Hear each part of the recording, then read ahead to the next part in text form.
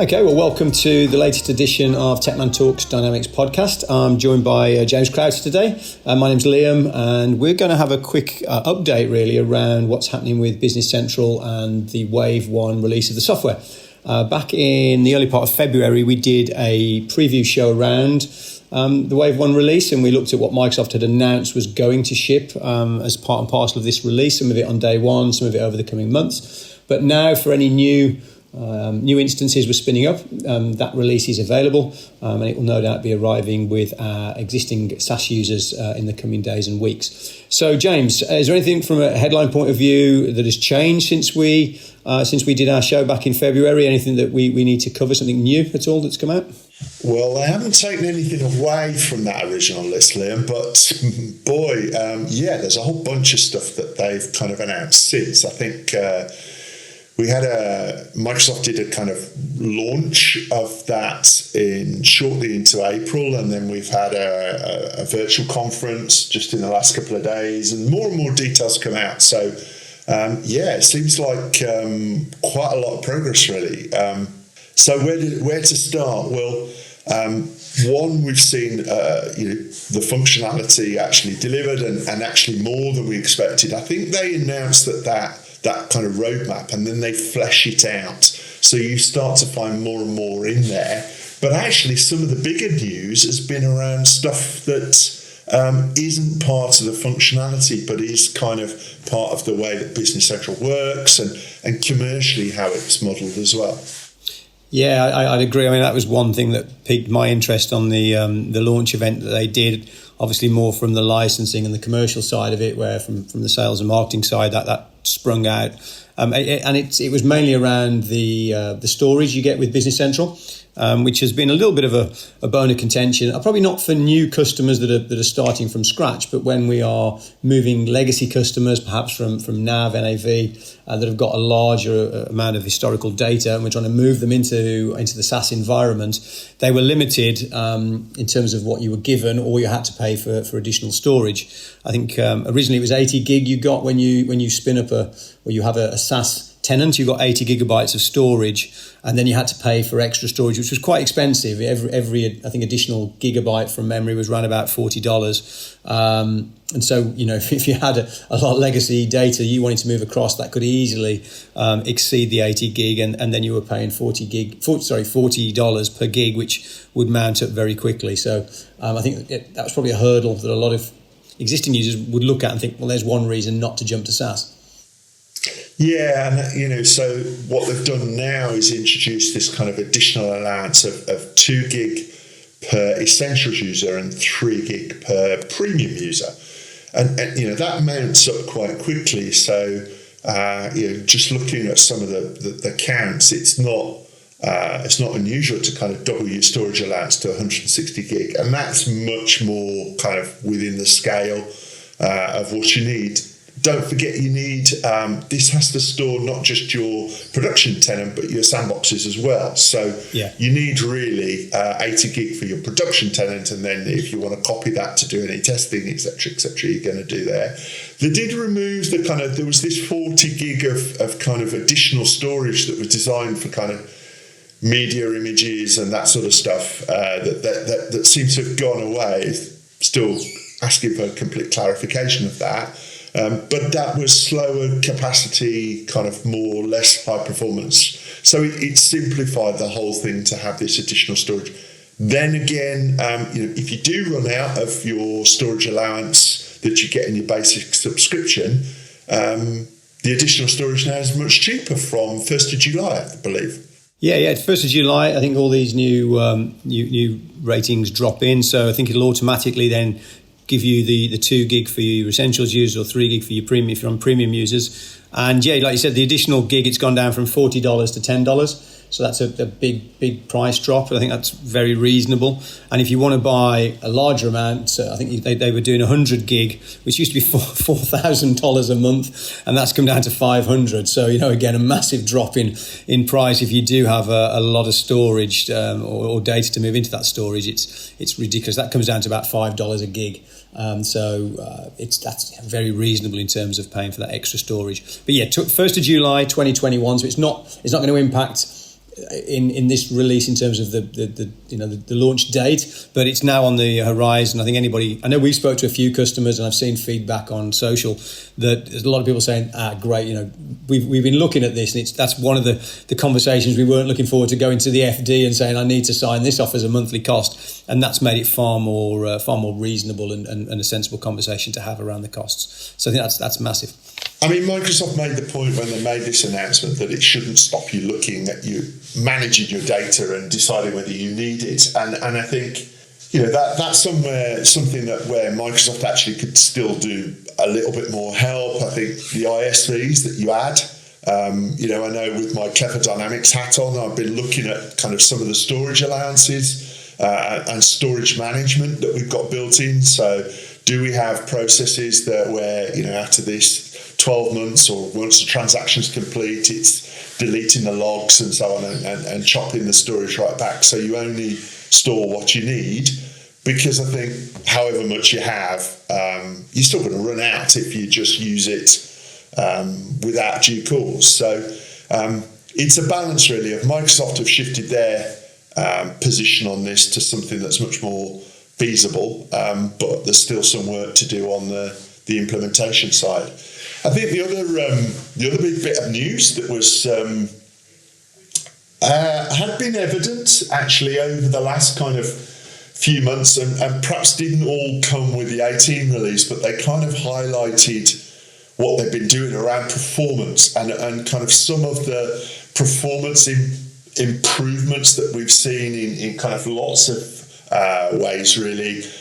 Some of the what's called partial loading, where fields that perhaps aren't on pages actually aren't loaded from the database if they don't need to be. So much better logic around that. So this is particularly useful in terms of the table extensions. So to get to the technicalities of that, we'd add a table extension because you want some fields added to your sales line, for instance, and you only needed them in one particular set of circumstances. But every time the standard application displayed your sales lines, it was loading that additional table, even if those fields weren't on that page and weren't displayed, etc. Now it's intelligent about whether it's going to the database and getting that additional join, as it's called, back to the sales line or any other table. So they are. I wouldn't say they've finished that work yet. It's work in progress still, but it is getting better and better in terms of the performance that they're seeing, and lots of other areas as well. Yeah, I remember we were talking about this back in February, that they were saying, I think the role center as well, when you load that page, what isn't displayed on that first area that you would view won't actually be loaded, so you get the data you want far quicker. I saw the stats they published, and they're saying it's 20% faster to open the role center, and some of the other things they were talking about was there'd be a reduction, I think 5 times reduction of SQL reads when you're going back to D365s on the sales side of stuff in terms of CRM. I'm assuming that means so. They're obviously making doing a lot of work around the efficiency of integration and the way the data is displayed. We just want everything instant, don't we, as our users? And it's never fast enough, is it? I mean, it's like me and new cars. Whenever I get a new one, it's faster than the last one, and that kind of sense of adrenaline lasts for a few days, and then suddenly it's the new normal. So it lasts longer than that when you're a passenger in your car, I've got to say that. But point taken. Yeah, you're not sitting there every day, though, are you? But let's go back to talking about Business Central rather than my driving. I think that look, it is getting better now, and I'm starting to sense that there's a lot more confidence out there in the community by another announcement just in the last couple of days at a conference called Directions North America. Which this time I didn't have to fly to San Diego or Vegas or something to go to. It was virtual. And they talked about the number of users, the number of all-up customers on Business Central SaaS, which has got to about the 15,000 mark now, I think was the number they said. Yeah, they did. They announced 15,000 customers on its SaaS platform. Whether that's users or individual organisations, they didn't clarify. But either way, it's a decent number. They didn't talk about the users. I think they talked about the users separately, but they didn't kind of, and they used the term users. So I would assume customers, from what they said, listening to the presentation, was customers on SaaS. That was up from the last time I saw a number, which was kind of in the autumn at the release. It was kind of 10,000. That means that they're adding. I did a quick calculation on the number of days between it going from 10,000 to 50,000, and I worked out that's about 30 new customers a day, wow, which is a hell of a rate. For an ERP application, we're not talking an iPhone app here aimed at consumers. We're talking about a business application platform for ERP. So that's big. They also talked about the user count. Now, they didn't say what the average user count was up to. Last time I heard, I think it was about 15, but they said it had grown substantially. And that's our experience as well, isn't it? It is. And I know the headline figures they used, where they were saying those seat count has gone up, but I think in that in the Directions North America keynote, they'd mentioned they're going to have customers this year going with 200 to 500 seats. So that's a significant jump, as you said, on like a handful of users to get into the hundreds of users. And as you said, we've seen that. I remember you guys putting on a decent number on SaaS in the early days, where we were probably 40, 50 users, which was quite a jump from the 5 and 6 users that they were talking about. And the performance has improved massively, hasn't it, in the 18 months since we were doing that. And we wouldn't worry, and we don't worry about putting users of 50, 60 counts on the SaaS platform now, where initially we had concerns. And that's made SaaS normal, whereas 12 months ago, 2 years ago, we were we used to go into sales engagements and be very kind of cautious and caveat, we'll try it on SaaS, but we may need to roll back to PaaS. But now I think it's just right. It's planned from SaaS from the off, and I think that will mean that the user count continues to grow, because you've got project lifecycle here. I think it's one thing that Microsoft don't always get, that we're selling and planning the implementations that will probably happen this time next year in terms of go lives. And the one thing with subscription is you don't add those users till you need them. So actually now we're doing the kind of specification and planning work for projects which they won't see the subscriptions kick in till this time next year. Now, because of that kind of roadmap and that life cycle of projects, I think they will just see those counts continue to kind of exponentially rise going through, because now it's really strange when you get one that wants to go on-prem or PaaS. It's kind of 1 in 20, and it's only because of some particular, probably historic policy that particular organization's got or whatever. It's not because this wouldn't work on SaaS, it's because they insist that it won't. Yeah. And I noticed they'd also announced the geographical spread of the SaaS platform in terms of Asia, South America and Africa, with saying it'll be supported for local language and local regulatory updates. And I know you've mentioned the Clever Dynamics stuff. When we work with partners in those parts of the world, they can't just download it from AppSource because they didn't have a SaaS platform. Definitely a couple of partners we're working with in Africa just don't have that option to them. Philippines was another one, wasn't it? Yeah. And hopefully, I don't know, but they're saying this release will be available. So you'd have thought if it's not there now, in the next 6 months, they will be getting those data centers up and running, or the ability for people in those regions to access it from some data center with decent performance wherever it may be cited. So that's good as well. That was the other thing that actually came out in one of the detail sessions on the Wave 1 release, kind of launch virtual again event that they did. And they waited till the last bit of one of the hour sessions to kind of say, actually, you're going to have control of when the monthly update, which day they hit your tenant. Now, to date, we've been able to set a time window. So you've been able to say, right, I want my update to occur between 2 a.m. and 6 a.m. in the morning. But you've really then woken up at 6 a.m. and gone, checked your email. Did I get an update last night? Did I get an update? Is it, would it cause any disruption? Would there be any change? Now, these are cumulative updates, so relatively minor, but actually, you've seen some fairly major things slip into kind of 0.2, 0.3 updates. Microsoft haven't always been strict about all of the major changes come in the kind of release update. Quite a bit of it, if it wasn't ready, they'd slip it back to one of the cumulative updates. So actually, I'm really pleased that from, I think it's 18.1, case in point, case I just mentioned, 18.1, the North Americans are going to get choice about when those cumulative updates, which day, within a 3-week window in the month. Okay, and they're saying, please don't leave it till the last couple of days. And you wouldn't, I think from a managed service point of view, reason I'm excited about this is from partners, we had to be reactive. So we didn't know which day it was doing. We just had to kind of catch the ball and pick up and run with it. Try and be as prepared as you could be and then pick it up and run.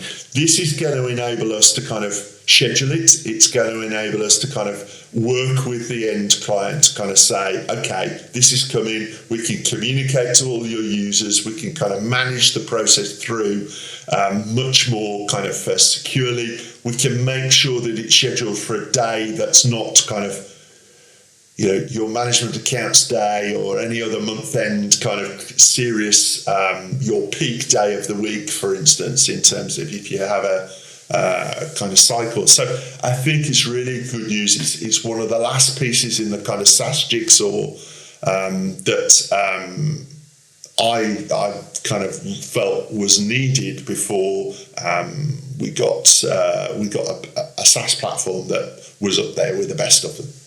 Yeah, I think the thought of for our guys who are trying to help customers when they do that, 50% of the updates happen on the same night, and there might be some concern from a customer. We that's difficult for us to manage, isn't it? Especially not knowing when it's going to happen. So by doing this, as you said, from our managed service and scheduling that makes life far better for the customer and for our staff and our teams to make sure they can do a really good job on guiding people across with the new stuff that's dropped in their environment overnight. Yeah, I mean, for those customers that are 24/7, and actually that's not as absurd as it, that's getting more and more common, especially with kind of integrated e-commerce systems off the back of it now. We can make, we can say, well, it can be a 2-hour window on a Sunday night, and that sort of thing. So you can start to really narrow down when this update's going to do and do it. So lots of things, storage fixed, performance fixed, controllability fixed. I went through, there was a kind of a year ago, I wrote down a list of kind of 10 things that I thought we needed from Microsoft, and actually it was published on Dynamics World, and just went through just last week and wrote an update article for that, which they published. And I was really surprised, actually, how many of those I could go, actually, that's sorted. That's no longer an issue. That's no longer an issue. There were 2 or 3 that were still on the list, but they were largely, it was around consultation of how they're going to do changes and things like that actually, day to day for a customer wouldn't be that input. They'd solved by far the majority. I think out of 130, they've got 113. On my score of each issue out of 10. So, really responsive, really progressed a lot in a year. Getting to the point, Liam, where you have to say if a customer's not got a plan of, if they haven't looked at SaaS and got a plan for moving to it and kind of the rest, then probably going to get left behind a bit. And I think, from if we put our ISV hat on with the apps that we write, all our apps are good to go on this release already. We're ready for day one on that. Yeah, I mean, absolutely. So it just gets to the point. You can't not do that because it's we've got people picking up the you wouldn't go live on 70. This is the crazy thing we used to see on premise, where customers were going live on a version that was still 2 or 3 old. And it was kind of like you're going through, you're introducing something new. One of the biggest problems with putting ERP in is the change that the organisation has to adapt to. And, Business Central, past Business Central 14, has got an 18-month life cycle. Yeah. So, one thing we should kind of highlight is Business Central 15 is now out of support. That dropped out of support April the 1st. So if you're on 16, you've got till October to get done. You're on a constant treadmill of needing to update with an 18-month support life cycle. You should probably plan it in every 12 months. Now, and it is much easier. The reason they've shortened that so much is with extensions. Once your extensions only, it's so much easier. That's why they can do it every month on the SaaS platform. So everybody needs to start thinking about keeping up to date. It means as an ISV, you can't be behind, because go live on the current version, 12 months time, plan another go live, keep on that kind of small amounts of regular change. It's proven now. It's not a theory anymore. We could go through a list of customers that are doing this already, and finding. I think we all held our breath the first few and went, does the theory match the reality? But actually it does. And staff are coming back and saying, colleagues are coming back and saying, well, what's the drama? Why wouldn't you do this? A little bit of shock for those of us who've worked around now for 20 years. The thought of an update, didn't it, or an upgrade years ago was the thing that would make people go bald overnight when they were doing them, once every 5 or 6 years. It was horrible. Re-implementation, wasn't it? Re-implementation effectively. But it's good to see the dreams that they promised, are slowly but surely coming to reality, and we are seeing a lot of the benefits that we've been hoping for and talking about for many years now, as you said, becoming reality. And I know we as a partner are looking at how we change our services to match that and how we can help. I know we've got some things we're going to be announcing soon as well around how we're going to do that as well. So that's all interesting, and it's change as always. It's the only constant that we have in this business, isn't it? It's always changing. But okay, I think I'm not aware of anything else that probably I wanted to add to it. I don't know if there's anything you want to throw in to conclude with, James. No, I could sit here and go through lots of different little bits of functionality, how I've now got variants per production order, and I can drive my bomb and my route from my SKU and a whole bunch of other stuffs. Automatically creates lot and serial numbers. Some of the stuff we expected, but it for me, for geeky application it's really nice to kind of see it on the page. I think there's lots of other stuff that's coming, as well. We're seeing the evolution of the application. And actually, the other thing I would say is, seeing more application changes on this release that I think I've seen since, I can't remember when.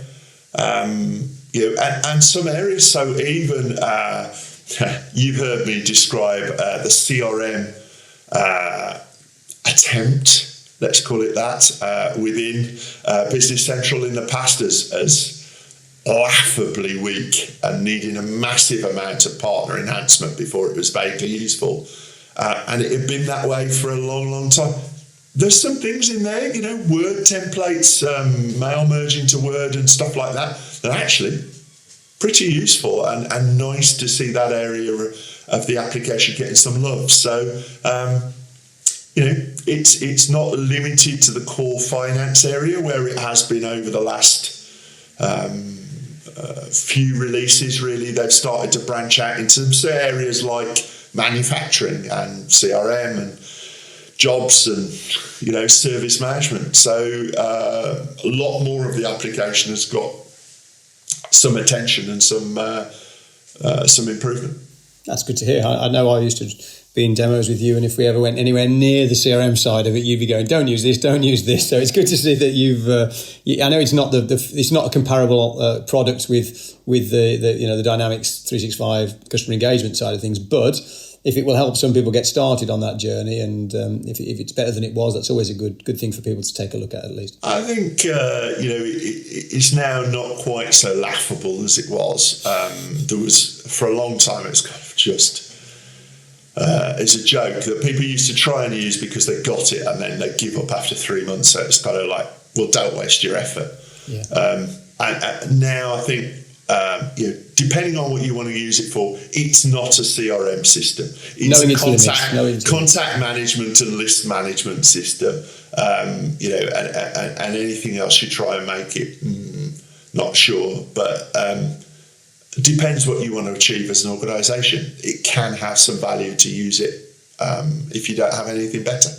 Okay, well, James, as always, thank you for the input and the expertise around that. Always good to sit and have a chat with you. Hopefully, as lockdown is beginning to relax, we'll be able to do this in person and actually film it as we planned. I don't know how long ago when we thought the podcast was going to be in person and film. So I look forward to being able to do that with you and the other guys. And if any customers are out there, I know we're speaking to a lot of them about the having a plan to get onto either SaaS or another cloud version of Business Central. If you have any questions, obviously ping your account manager or anybody on the team, and we'll see what we can do to help. I mean, there's so many customers where we're going on to calls, strategy calls, can't do the in-person visits that we used to do, but we're going on a strategy call and they're saying, well, we've been thinking about this SaaS thing, and we know it's going to take a couple of years, or we're going to have a go. Some of them are just turning around and going, you know what? We've looked at the plan, we looked at the cost and the time cost. We just want to do it. How quickly could you get this done? And so we've got a right mixture of kind of plans out there, which is correct, isn't it? It's that's the way it should be. It should adapt to any particular organisation and what their needs and demand is.